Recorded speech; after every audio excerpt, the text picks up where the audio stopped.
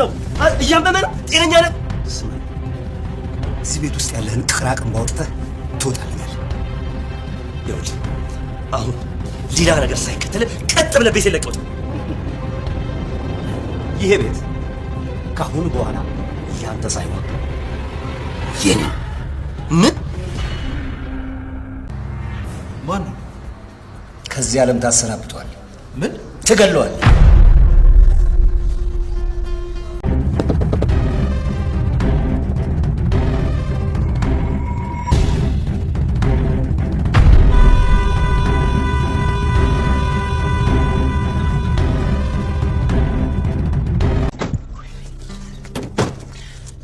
የፈጣሪ ያለ ዴቭ፣ እባክህ ከዚህ አካባቢ ብንሄድ ይሻላል።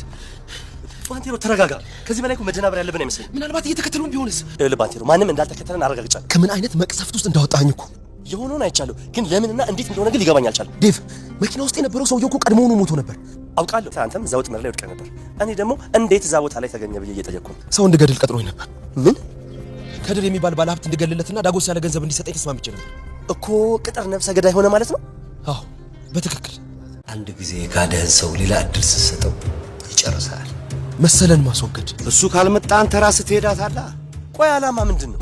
አታስብ፣ ይሄ ልጅ እኔ ራሴ ያገኘዋለሁ። ብትከዳኝ ደግሞ ትሞታለህ። አጠገብህ እንድቆም አትፈልግም? አቶ መሰለ ወደ ዳዊት ቤት በመሄድ ወተትህን ሰብስበህ ከዛሬ ጀምሮ ከዚህ ግቢ ይውጣ፣ ቤቱ የኔ ሆኗል የሚል መልእክት አስተላለፈ።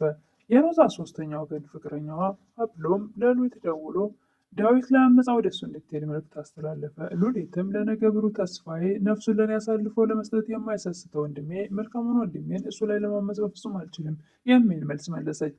ሉሊትም አብሎም በአንድ ወቅት ትምህርት ቤት ስትሄድ ተዘርፍባ ወርቃ ከመንገድ ላይ አንስቶ አሳክሞ መድኃኒት ገዝቶ ስለመለሳት ወደ ቤቷ ስላስገባት ያ ውለታ ስላለባት መልካም ሰው ነው ብላ በአእምሯ ስለምትስለው፣ ነገር ግን የሮዛ ወጥመድ ነበረ።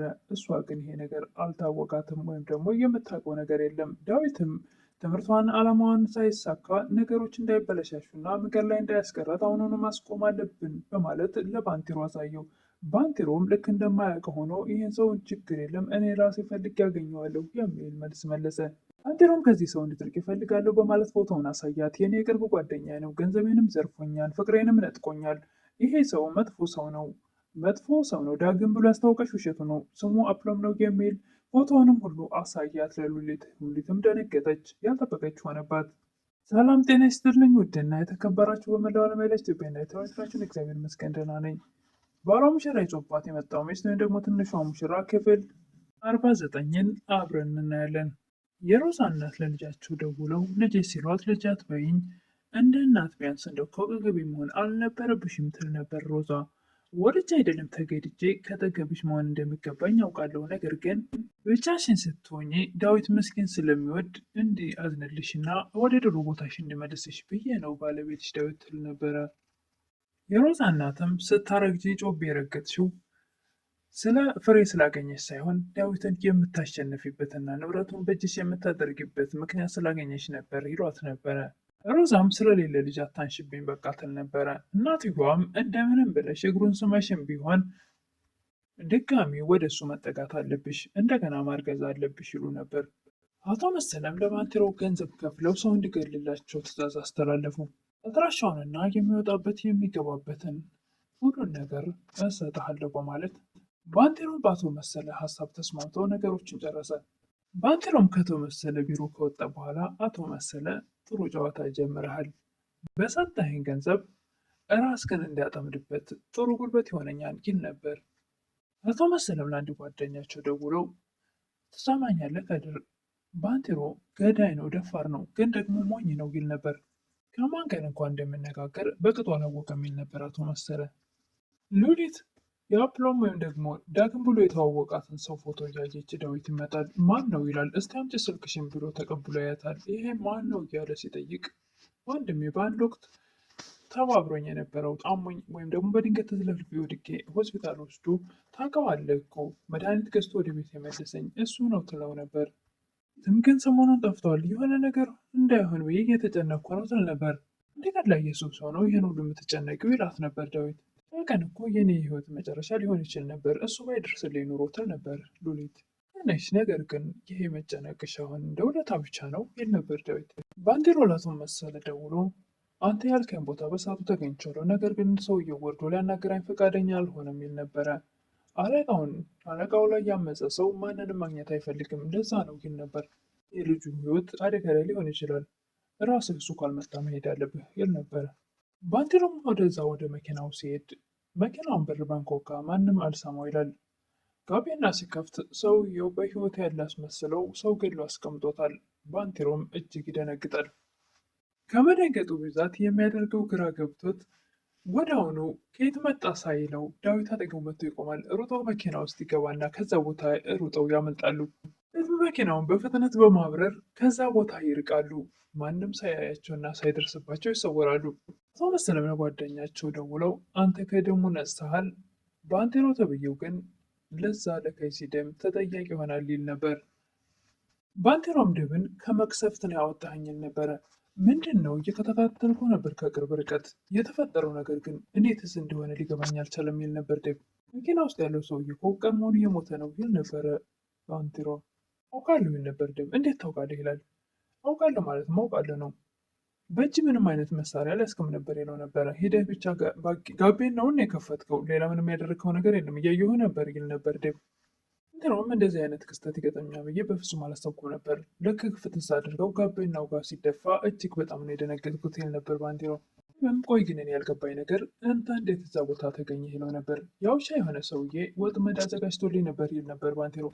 እንዲገልለት ቀጥሮ ነበረ ከጥር የሚባል ባለሀብት እንዲገልለትና ዳጎስ ያለ ገንዘብ እንዲሰጠ ተነጋግረን ነበር ይላል ባንቴሮ። ደም እኮ ቅጠል ነፍሰ ገዳይ የሆነ ማለት ነው ይል ነበር። ባንቴሮም አላማ እሱ አልነበረም። ሉሊት ስታለቅስ ሳገኛት መሰለ እያስቸገራት እንደሆነ ስለነገረችኝ መሰለም በአንድም በሌላ ከዚህ ምድር ካላስወገድንላት እሷ በሰላም ልትኖር አትችልም ብዬ ያሰብኩት ነገር ነው። ከዚህ በፊት አብረን ስራ ብሎ ስለነበረ በቃ ስራውን እንደተስማማው ልነግረው ነበር የሄድኩት ይላል ባንቴሮ ለደብ። ሲሄድ ከድር የሚባል ጥላት እንዳለው ነገረኝ። እናም ለእሱ እንድታመንለት እና ያን ሰው እንዲያስወግድለት ነገረኝ።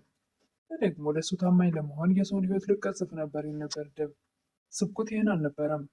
አቶ መሰለ ሰውየው ሊገለው እንደሆነ ለሰውየው ነገረው። እሱ ሳይቀርመው በፊት አቶ መሰለን ሰውየው እንዲገለው ነበር እኔ ያሰብኩት ይል ነበር ባንቴሮ። እነሱ እርስ በርሳቸው እንዲጨረሱና እኔ ከዚህ ነገር ነፃ እንዲሆን ብቻ ነበር የፈለግኩት ይል ነበር ባንቴሮን። የትም እፎይ ብላ መኖር ትጀምር ነበር ይላል ባንቴሮን። ደብም እኮ ቁማር ላይ ነበረ፣ ከዚህ በኋላ አይለመደኝም ይል ነበር ባንቴሮ። አንተ ባደርስልኝ ነገር እኮ ነገሮች የማይሆን ቦታ ላይ ውለው ነበር፣ እኔም እስር ቤት ወርጄ ነበር ይላል ባንቴሮን። ከዚህ በኋላ ብታስብበት ይቻልሃል፣ እጠቀማለሁ ስትል እንደውም ከጥቅም ጉዳቱ የሚያመዝን ነገር ላይ ትወድቃለህ፣ የማይሆን ቦታ ላይ እያለ ደብ ይመክረው ነበር ባንቴሮን። ባንቴሮ ሮዛን በመነሳትሽ በጣም ደስ ብሎኛል፣ ምንም እንኳ ክፉ ሰው ብትሆኚ አልጋ ላይ ግን በስብሰሽ እንድትቀሪ አልፈልግም ይላት ነበር። በስተ መጨረሻም አብሎም ወይም ደግሞ ዳግም ብሎ የተዋወቃት ሉሊት ይደውላል። ዳግም ምን ሆነ ነው የጠፋው? እየተጨነኩ ነበር ትላለች ሉሊት። ደብ በር ላይ ሆኖ ያዳምጣት ነበር። ያደረገው ደብ ሉሊት መልካም ጥሩ ቦታ ላይ እንድትደርስ ስለሚፈልግ መንገዷን እንዳያሰናክልባት ስለፈለገ ነው። ሉሊት የሚሆንከው ነገር አለ እንዴም እንድረዳህ መርዳት ብችል ደስ ይለኝ ነበር ትል ነበር ሉሊት። ዳዊት ላይ አመጪ በሚለው ሰዓት ወንድሜ ላይ ነው የማመፀው።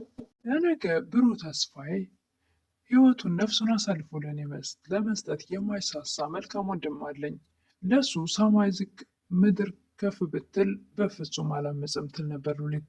ዳዊትም ይህን ነገር ስለሰማ ወደ ባንቴሮ ሄዶ አንድ ስራ ሰጠሃለሁ። አንዳንድ ጊዜ እኛ ሁልጊዜ መልካምነታችን ሳይሆን አንዳንድ ጊዜ መጥፎ ሆነንም ራሳችን ማስከበር ወይም ደህንነታችንን መጠበቅ አለበት ይል ነበር። ሎማኝ ደግሞ ዳግም ብሎ የተዋወቃትን ሰው ፎቶ ያሳየዋል። ባንቴሮን ደብ እንደሚያውቀው ቢደነግጥም ነገር ግን እንደማያውቀው አድርጎ ዳዊት ፊት መለስ ይላል። ታውቀዋለህ እንዴ በሚለው ሰዓት አላውቀውም፣ ነገር ግን አሁኑኑ ፈልጌ ያገኘዋለሁ። ባንቴሮም ዳዊት ሉሊትን የሆነ ሰው መንገድ ላይ ስታት ነው ሲለው ሉሊት በቀላሉ እንደዚህ የምትሳሳት ሰው አይደለችም የሚል ነበር። ልክ ነህ፣ ነገር ግን አንዳንድ ሰው በውዴታ እሺ ካላልከው በግዴታ ደግሞ ሰውን መንገዱን ሊያበላሽ ይችላል ይል ነበር ደብ። ባንቴሮም ወደ ሉሊት ክፍል በመሄድ ከዚህ ሰው እንድትርቂ እፈልጋለሁ ይላት ነበረ። እያስገደድከኝ ነው ትል ነበር ሉሊት። አዎ እያስገደድኩሽ ነው። ለምን ትል ነበር ሉሊት። አንቺን ከአደጋ ለመጠበቅ የሚፈልገው ነገር ቢሆን አድርጋለሁ ይል ነበር ባንቴሮ። ባንቴሮም የልጁን ፎቶ አውጥቶ ሲያሳያት ትደነግጣለች ሉሊት። አሁን ያየሽው ሰው ስሙ ዳግም ሳይሆን አብለው ነው። ጓደኛዬ ነው። ገንዘቤን ዘርፎኛል፣ ፍቅሬንም ነጥቆኛል። ሌላው ይቅርና ከሮዛ ጋር ሊገለኝ እያሴረ ነበር። አሁን ደግሞ እሱ ከሮዛ ጋር በጣም አስቀያሚ የሆነ ግንኙነት አለው። ይህ ሰዓት ሉሊት ትደነግጣለች። በስተ መጨረሻም አቶ መሰለ ወደ ዳዊት ቤት በመሄድ ኮተትክን ሰብስበ ከዛሬ ጀምሮ ከዚህ ግቢ ወጣ፣ ቤቱ የኔ ሆኗል የሚል መልእክት አስተላልፏል። ዳዊትም ምን በማለት ግብግብ ገጥሞ ነበር። ውጣልኝ ከግቢ በማለት ግብግብ ገጥሞት ነበረ። እንግዲህ ምንድን ነው የሚፈጠረው? የዛሬው ቪዲዮ እዚህ ላይ ነው ያለቀው። ቀጣይ የምናየው ይሆናል። ለምታበረታቱኝ እህቶችን እስከነ ከልብ ነው። አዲስ የሆናችሁ ደግሞ ላይክ እና ሰብስክራይብ እያደረጋችሁ አበረታቱኝ እላለሁ። አመሰግናለሁ። ቪዲዮውን ደግሞ ቢያንስ መግቢያው ላይ ስላልተናገርኩ መጨረሻው ላይም ቢሆን እስከ መጨረሻው የምትሰሙ ልጆች ላይኩን አትርሱ እላለሁ። አመሰግናለሁ።